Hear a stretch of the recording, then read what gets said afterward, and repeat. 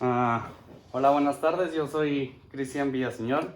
Soy estudiante de medicina en UABC y no sé si pueda hacerle una entrevista. Claro que sí. Sí.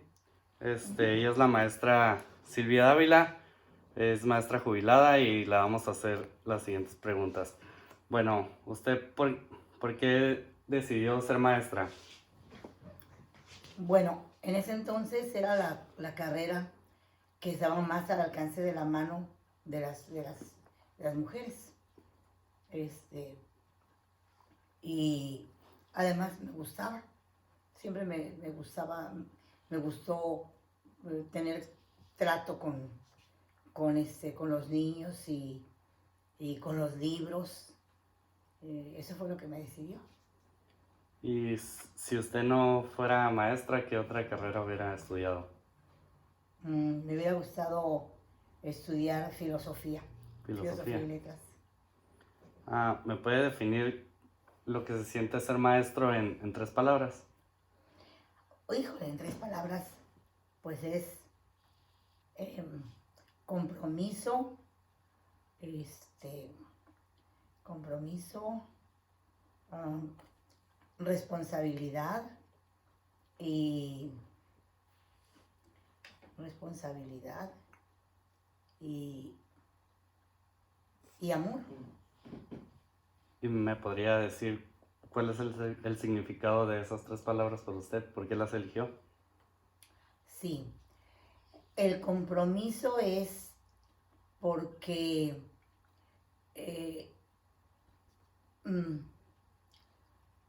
hay un, hay un hay un compromiso muy grande del maestro para transformar a los niños en futuros ciudadanos, en gente de bien, gente de trabajo, gente estudiosa. Ese es el compromiso. ¿Cuál otra te dije? Es compromiso, amor Ujú. y... Ahí la anoté. Este, Responsabilidad. responsabilidad. Sí. La responsabilidad es la de sacar adelante todo un programa de actividades que forman parte de un plan nacional de estudios y que conforma la política educativa del país. Esa es la gran responsabilidad de sacarla adelante. ¿Por qué? Porque mediante esa política educativa, el país se irá transformando en un país con gente más culta, más preparada. Y la de amor, bueno, porque llega un momento en que se ama tanto ese, ese, ese acercamiento, esa mm, eh, es, ¿cómo te pudiera decir?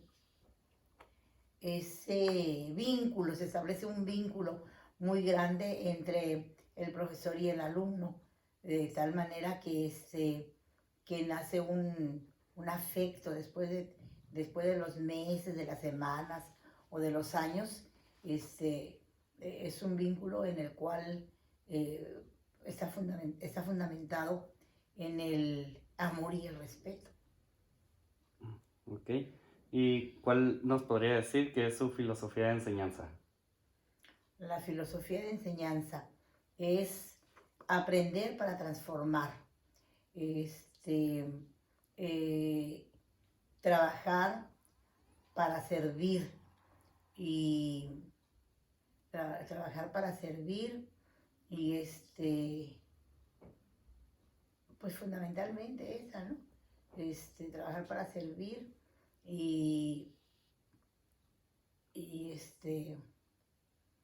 y amar lo que se hace, ¿no? Sobre todo amar lo que se hace, estar contento y satisfecho con lo que uno hace, con el trabajo cotidiano. Ok, muy bien. Y, por ejemplo, de su currículum, ¿cuál es el componente que está más orgulloso usted de su currículum y por qué? De mi currículum, pues eh, el trabajo en el campo, los años que trabajé en la zona rural y que fueron también parte de mi formación como profesora, ¿no? porque en el campo sientes que tu trabajo es fundamental para que los niños puedan dejar, de, puedan dejar de ser simplemente jornaleros o simplemente que no estudien, ¿no? A través del trabajo cotidiano y a través de todo lo que tú les estás enseñando, puedes hacer que los niños amen y amen la transformación, amen el estudio y tengan el deseo de ser siempre mejores y de superarse constantemente.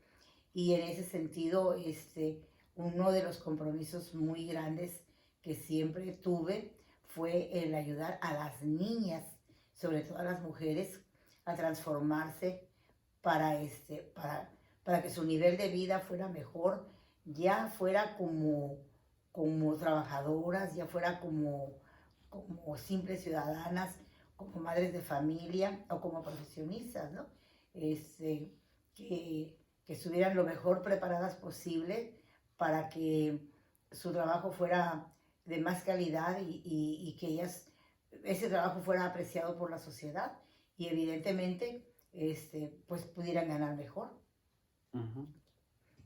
¿Y qué tan importante cree que los padres ayuden a sus hijos en los trabajos y tareas?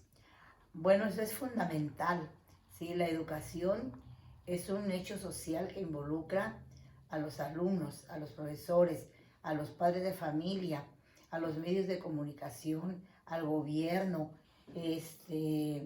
a, a las empresas. La educación es un hecho social que involucra a toda la sociedad, ¿sí? A toda la sociedad. Y en ese sentido, el profesor no puede trabajar solo en el salón de clase, ¿sí? Lo que el profesor hace dentro del salón tiene que estar respaldado en la escuela y tiene que estar respaldado por el gobierno y tiene que estar respaldado por la sociedad y por los medios de comunicación. Por ejemplo, uno les enseña a los niños a mantener limpio el salón de clase, pero si los papás no les enseñan en su casa a que levanten la basura, que tengan limpio su área de trabajo, y si el gobierno no está atento a que la basura se recoja periódicamente, entonces pues lo que tú enseñas en el salón no está respaldado por los demás, y entonces pues no hay refuerzo, pues, no hay refuerzo. Yo pongo ese problema de la basura, pero pues hay muchos otros ejemplos, ¿no? El, el hecho por ejemplo, de que haya buenos espectáculos de calidad, películas de calidad, música de calidad, para que los niños puedan escucharla. Ese es un problema, ese es un asunto que tiene que ser respaldado por el hogar, que tiene que ser respaldado por la sociedad, por el gobierno, que proporcione, que organice conciertos de música buena, por los padres de familia que le permitan a los niños y que les enseñen lo que es la buena música, ¿no? Ese es el respaldo que la sociedad le brinda al trabajo del maestro. Uh-huh. ¿Y qué tan importante considera el trabajo de un maestro con los alumnos, principalmente en la niñez? Pues es tan fundamental porque es sentar las bases de ese gran edificio o de ese ciudadano que pretendemos formar, ¿no? Esas bases son, por ejemplo, la lectura, por ejemplo, la escritura, por ejemplo, las bases de la aritmética y de todas las ciencias. Si en esos primeros años se les enseña muy bien a leer, si en esos primeros años se les enseña lo bello que es el conocimiento de la historia, el conocimiento de la geografía, el conocimiento de la aritmética, los niños, conforme vayan avanzando en los siguientes grados de educación, seguirán encontrando esa belleza de contenidos y su interés por aprender, será mejor, será más grande. Ok, ¿y cómo evaluó usted el progreso de sus alumnos? Uy, bueno, eh, en, en- en todos los años que trabajé, pues que fueron 40 años de servicios, este, eh, tuve de diferentes alumnos, ¿no?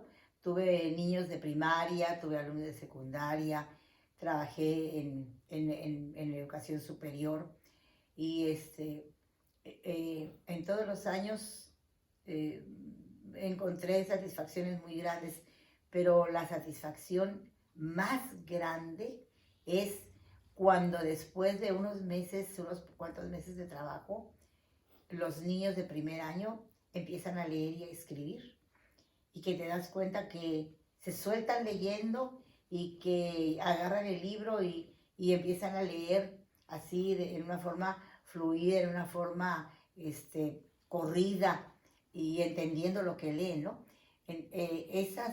La satisfacción de ese momento es enorme, es muy grande.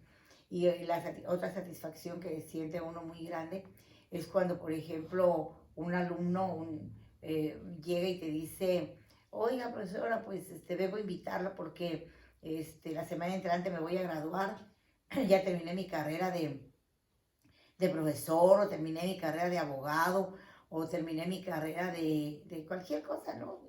De computación, ya terminé mi carrera y pues tengo un buen recuerdo de usted, entonces la vengo a invitar a mi graduación.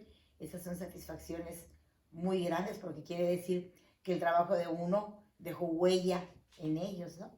Ujú.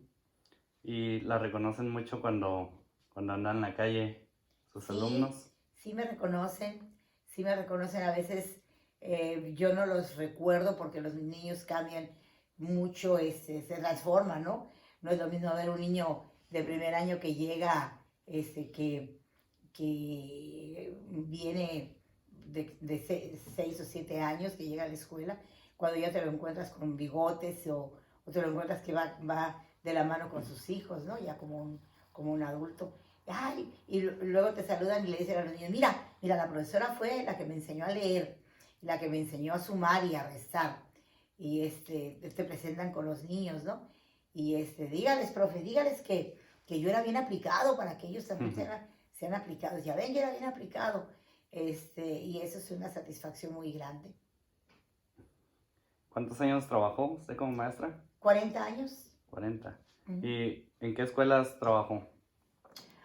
Bueno, trabajé en San Quintín, trabajé en Ojos Negros, trabajé en el Valle de Guadalupe y ya después estuve trabajando aquí en la ciudad.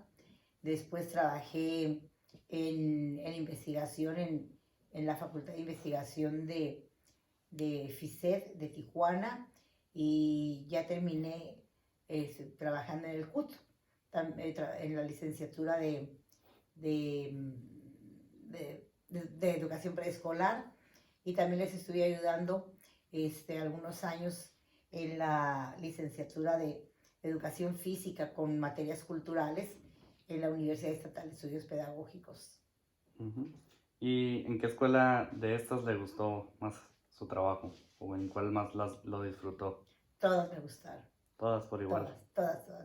No, a veces quisiera pensar cuál fue la escuela que más me gustó. No, me gustaron todas, porque por ejemplo en el Valle de Guadalupe fue la primera escuela donde yo trabajé.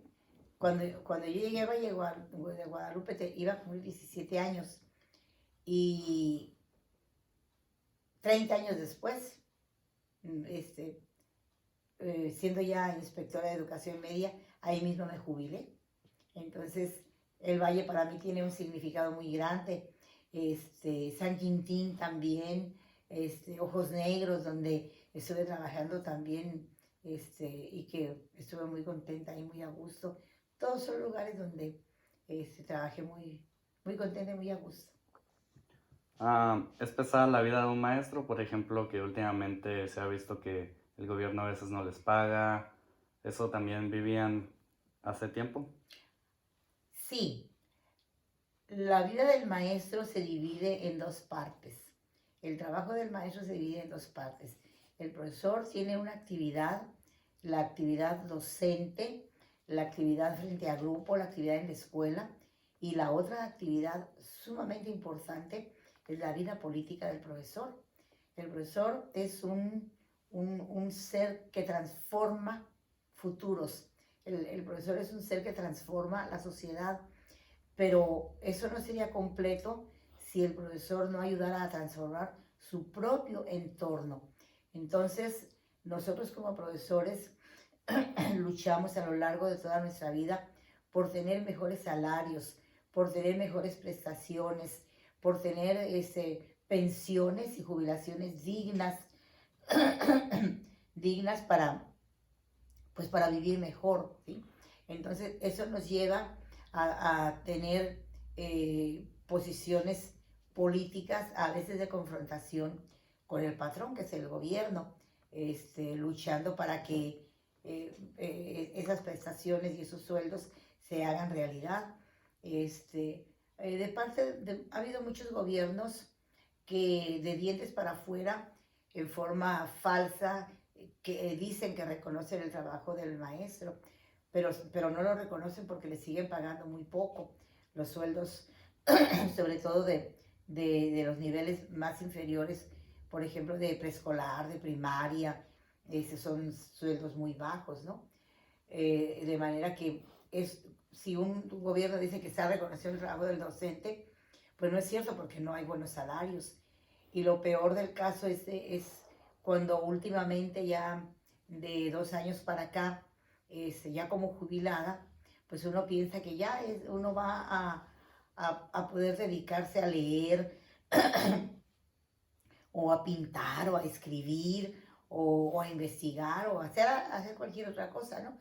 Pero de repente, pues nos damos cuenta de que simplemente no nos llega el pago, y pasan semanas y meses y el pago no llega, y nos encontramos ante un patrón sordo y ciego, y que durante meses no hace efectivo el pago de las pensiones. Eso nos lleva a tomar una posición política de confrontación y de fuerza para obligar a que el gobierno pague. O sea, el maestro es un asalariado de la educación, es un trabajador asalariado, y como tal está en su derecho de luchar por tener mejores salarios y mejores prestaciones de vida. En esos momentos, ya como maestra jubilada, el compromiso que hemos adquirido, y es un compromiso de vida, ¿no? Es luchar porque las pensiones no desaparezcan y porque no las paguen, ¿no? Porque, por ejemplo, contando ya con varias décadas de edad, ¿en dónde te van a dar trabajo? En ninguna parte, ¿no? De manera que si no tienes tu pensión, pues te van a echar a la calle, o vas a vivir en un asilo, o te vas a morir en la calle, o quién va a pagar tus medicinas, quién va a pagar tu casa, tu comida, ver a un especialista, simplemente poder viajar, o poder ir al cine, o darte algún gusto, alguna satisfacción, o comprarte un abrigo o algo. Si no tienes una pensión, pues simplemente no lo puedes hacer. De manera que consideramos que haber trabajado tantos años nos da derecho a tener una pensión, igual que todos los trabajadores de este país y del mundo que son asalariados. Tenemos derecho, después de haber trabajado 30 años o más, tenemos derecho a una pensión digna, no a una pensión de limosna, no a una pensión que nos lleve a estirar la mano para ver si nos alcanza para comprar un bote de leche, 2 virotes, y a ver qué otra cosa vamos a poder comprar de comida, ¿no? No tenemos derecho a vivir pues dignamente, porque así trabajamos, con toda dignidad y con toda entrega. De manera que ese es el otro aspecto de la vida del maestro, ¿no? El aspecto político como trabajador. Y retomando el tema ese de la política, ¿usted cómo empezó su vida en la política? Empecé mi vida en la política desde muy temprano, porque los maestros, ya cuando entramos al trabajo, sin habernos preguntado ni nada, ya éramos parte de un sindicato, ¿sí?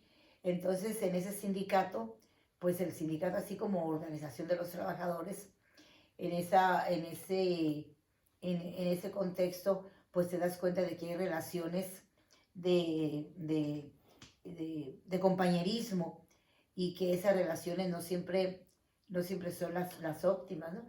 Esas relaciones de compañerismo deben estar basadas en el respeto y en la democracia, pero de pronto nos dimos cuenta de que todavía menos democracia, ¿no?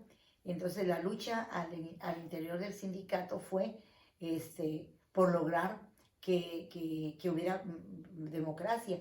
¿En qué sentido la democracia? Bueno, en el sentido pues de que las dirigencias de los sindicatos, la dirigencia del sindicato, cuando se eligiera, pues fuera una elección democrática, una elección en donde se respetara la voluntad de las mayorías, y que esto pasaron muchos años y simple y sencillamente no se respetaba.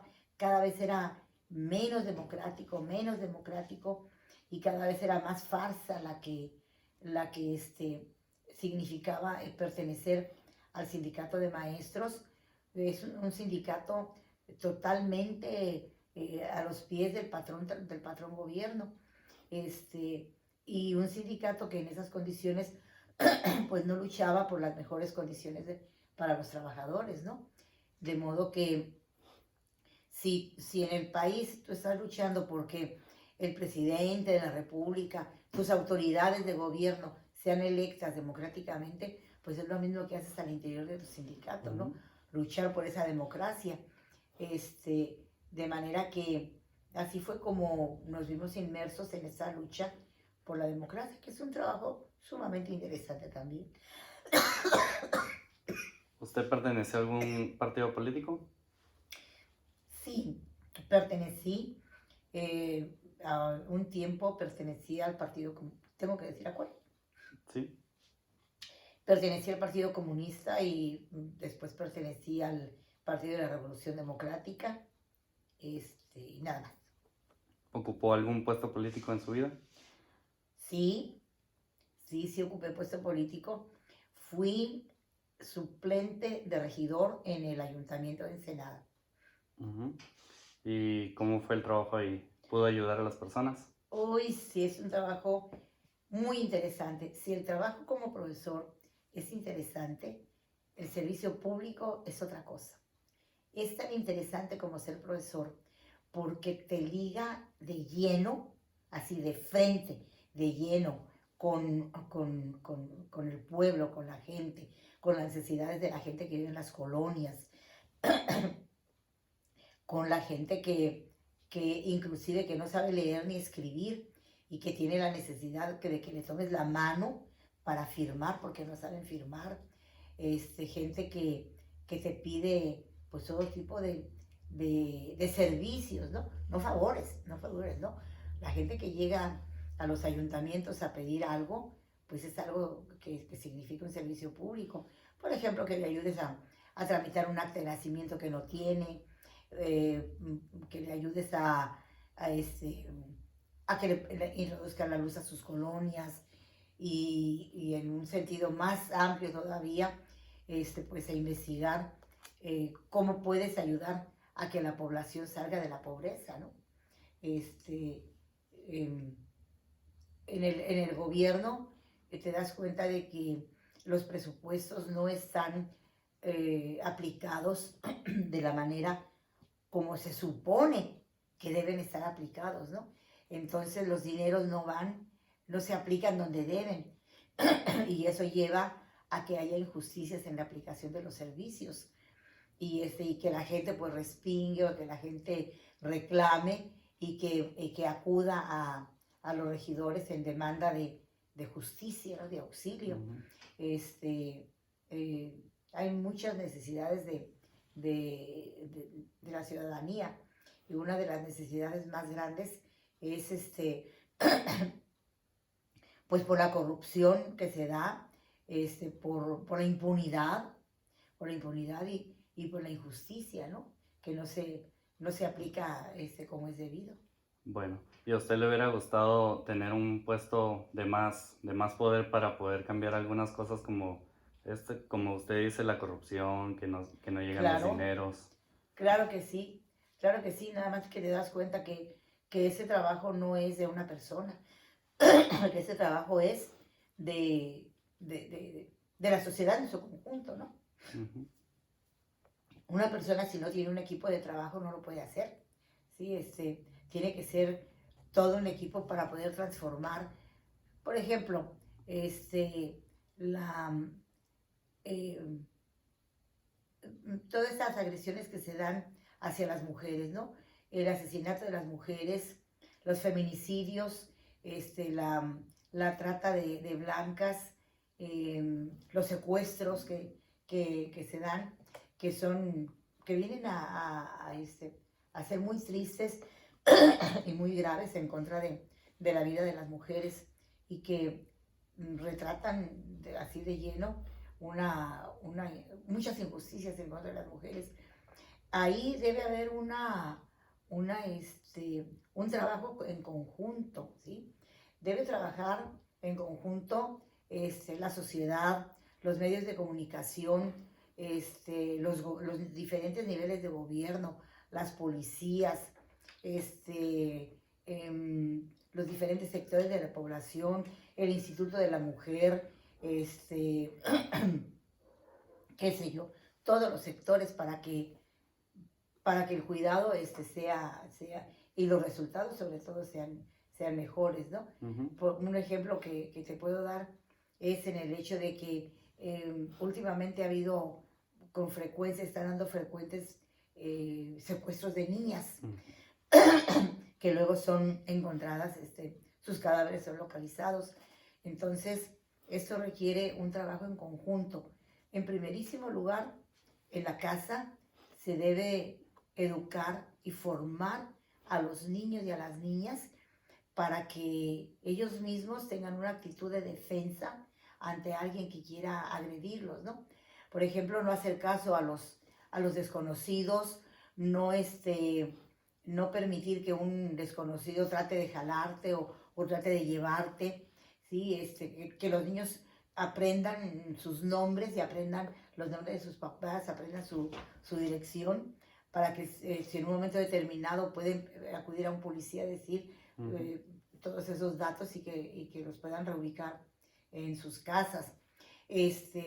Los periódicos deben dar cuenta también de esta acción, pues para orientar a la ciudadanía en el sentido de cómo cuidar sobre todo a los más vulnerables, que son los jovencitos y los niños, ¿sí?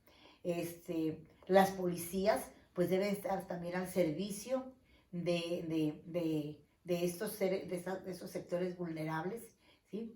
Y en el sentido de las autoridades superiores, bueno, que haya un castigo, una aplicación justa de la ley hacia todos esos delincuentes que en forma por demás misericordia han cortado la vida de mujeres y de ujú. niños, ¿no?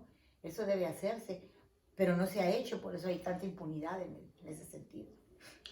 Pues yo le doy las gracias por el tiempo de contestar las preguntas, por aceptar la entrevista, por ayudarme en esta tarea. No sé si gusta agregar algo más.